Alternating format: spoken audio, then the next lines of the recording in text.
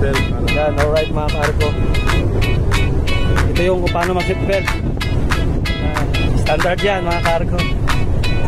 Yan sila sir, oh. Fit. Yan yung aming drill mga kargo. Taka dito kayo sir, oh. Yan, lakap. Yan. So, kulang. Okay na. Yan mga kargo. Yan yung kanilang seating arrangement, yung mga bago. Yan. Ayan, sir, seatmate, saka third. Baklaran, isa lang. Lalarga na. Yan.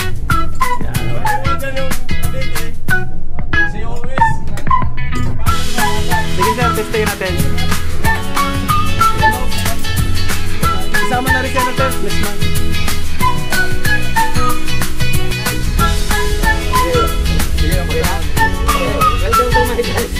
Welcome to my guys.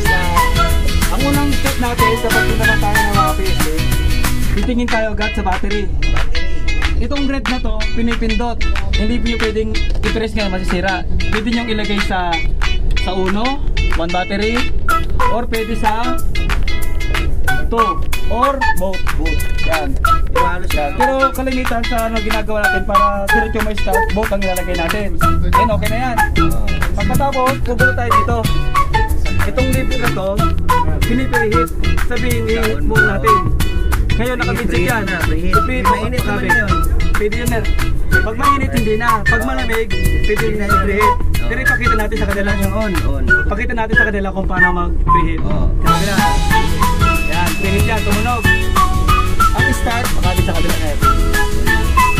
Yan, tapos sabit, wala. Sige, magsalit ako din. Magtanggal ako din. Yun, yan lang, start. Ngayon, pagka tayo ito, bigirahin. Yan ang pagdira. Ngayon, ibabalik mo lang ng konti. Ito yung ahit. Pipidutin mo lang ito lang pag ganon. Ayan, ito may tulak dito. Pipidutin nyo ulit pag turn. Speed shift. Yan, ganyan lang kasimple. Ito yung ladder natin. Starboard, pabor. Starboard. Yan. Simple lang. Ayun, testing natin nila. Testing yung ikaw, Dek. Testing ka. Ikaw muna. Ngayon, tapos ng ano, ibabalik nyo ulit.